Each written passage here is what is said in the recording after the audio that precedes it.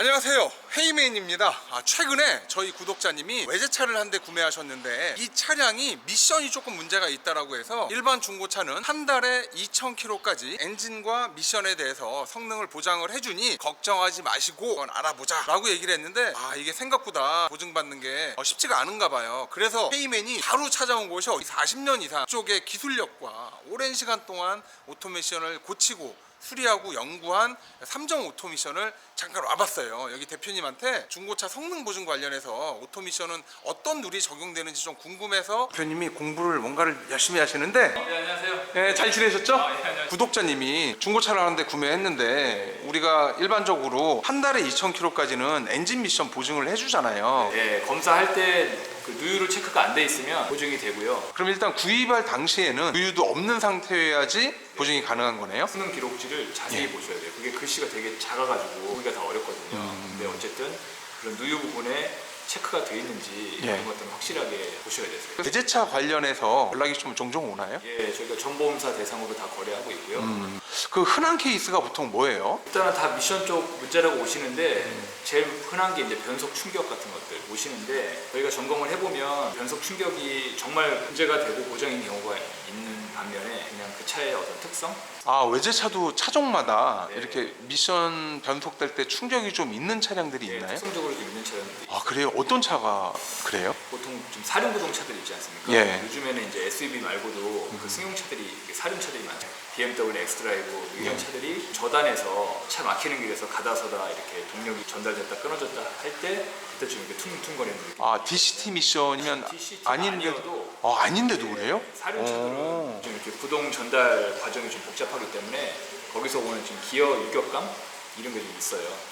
그러면 소비자가 봤을 때는 이 중고차에서 이런 거 아니야? 아니면 어디 고장나서 이런 거 아니야? 라고 생각할 수 있겠네요. 맞아요. 근데 원래 그런 거다. 그런 이제 사례가 많고요. 근데 이제 실제로 또 문제 있는 경우도 있으니까 변속기 같은 경우는 일반 정비업체보다는 좀 변속기 미션 전문점으로 가셔서 점검을 받아보시는 게 가장 근데 변속기는 카센터 가더라도 못 고치잖아요. 천상 카센터에서 이렇게 외주를 줘서 수리를 해서 다시 일로 가져오는 그런 케이스잖아요. 근데 삼정 오토미션은 국산차는 안 하잖아요. 예, 죄송하지만 국산차는 저희가 지금 그죠? 좀 공간과 인력의 한계가 있어서 지금은 이제 외제차 수리 경험이 엄청 많은 데이터랑 노하우가 전부 다 쌓여 있지 않습니까? 실제로 들어오는 차량들 보통 뭐가 이상이 있어서 주로 많이 들어오는지. 요즘에는 이제 그 온보드 시스템이 잘 돼 있어서 미션에 문제가 있으면 다 계기판상에 떠요. 전에는 그런 시스템이 없었을 때는 차주분들이 미션 고장인지 뭐 어디 고장인지 모르는 상태에서 당황하시는 경우는 그렇게 해서 가져오면 성능 보증 보험 쪽에서는 100% 오케이 해가지고 수리를 해주는지, 아니면 어떤 경우에는 야, 이건 우리 수리 안 돼, 보증 보험으로 해줄 수 없어, 이렇게 판단이 되는지, 혹시 그런 기준이 있는지. 예배 조항을 좀 달아놨어요. 예. 누유든 누유든 예. 누유가 있어야 이제 보증해준다 그 얘기예요. 누유가 있어야 보증을 해준다. 네. 누유가 없으면 문제가 있어도 보증을 안 해준다. 야, 근데 이거 문제가 있는 거 아닌가요? 예를 들면 중고차를 구매할 때 누유나 미세 누유가 없다라고 해서 구매를 했단 말이에요. 근데 미션이 이상해. 근데 이제 가져왔어요. 근데 누유가 없는 상태에서 미션이 이상하면 보증을 안 해줘요? 그렇게 해주겠다는 얘기예요. 그러면 잠깐만, 누유가 안 돼도 미션이 고장 날 수 있는 거 아닙니까? 그 당연하죠. 그러면 여기 지금 들어온 입고되는 차량 중에 누유가 안 되고 고장 난 거 같은 경우에는 저 보험회사에다가 올리면은 지급이 만약에 미션 고장 나면 억지로 누유를 만들어야 되는 상황인가요? 그거는 또 절대 해서는 안 되는 일이고, 일단은 있는 그대로 이제 보험회사에서 점검 요청을 하거든요. 예. 차량이 입고돼서 누유되는지 사진 찍고 이제 진단기상에 고장 코드 있는지 없는지 그것도 되게 중요합니다. 고장 증상은 있는데 고장 코드가 없으면 또 보증 처리 받기가 어려울 수도 있어요. 증상이 있는데 고장 코드가 없는 경우도 있거든요. 근데 실제로 실무에서는 증상은 있고 고장 코드가 안 나와도 망가진 경우도 있지 않나요?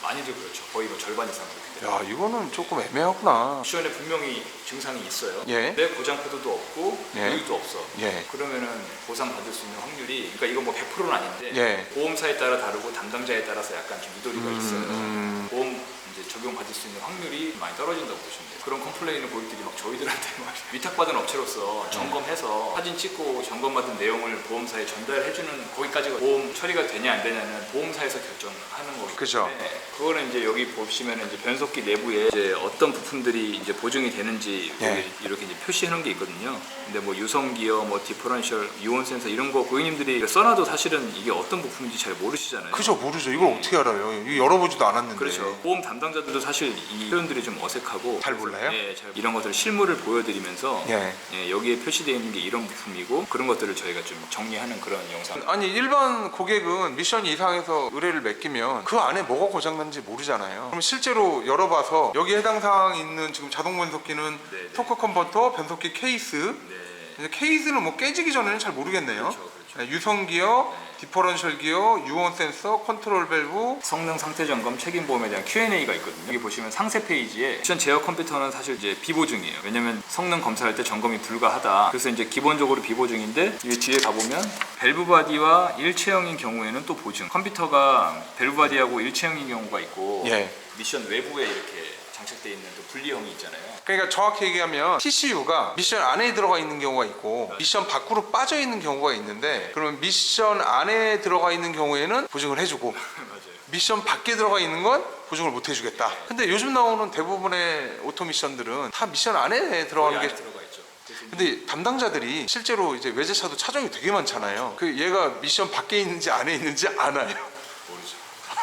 그래서 그런 부분들을 저희가 잘 설명을 해드려야 되고 사진 같은 것도 잘 첨부해서 예, 벨바디하고 TCU하고 이렇게 일체형인 거를 또 이렇게 말씀을 드려야 되고 제외 상황을 많이 만들어놨어요. 일반적으로 자동차 검사 방법으로 점검이 불가능한 경우 원칙적으로 보증 범위에서 제외됩니다. 이거 되게 포괄적으로 만들어놨거든요. 자기네가 검사할 수 없는 경우에는 보증을 안 해주겠다. 뭐 이런 얘기네요. 성능장에서 자동차 검사할 때 보통 시운전까지는 안 해보잖아요. 그죠, 그냥 그죠. 차 떠서 예. 뭐 어디 외판 같은데 이렇게 수리 흔적 이런 거 보고 시동 한번 걸어보고. 아 그래서 결론은 저기네요. 자기네가 검차할 때 주행을 못 해보니 주행 중에 발생할 수 있는 것들에 대해서는 보증을 해줄 수 없다. 그래서 기본적으로 클러치나 뭐 추진축 베어링, 등속 조인트, 드라이브 샤프트, 디퍼런셜 기어 뭐 이 정도는 해주는 거고. 네. 그럼 결국은 전문가의 의견을 많이 반영을 하겠네요. 그래서 이제 변속기나 이런 디퍼런셜 동력 개통 쪽 문제는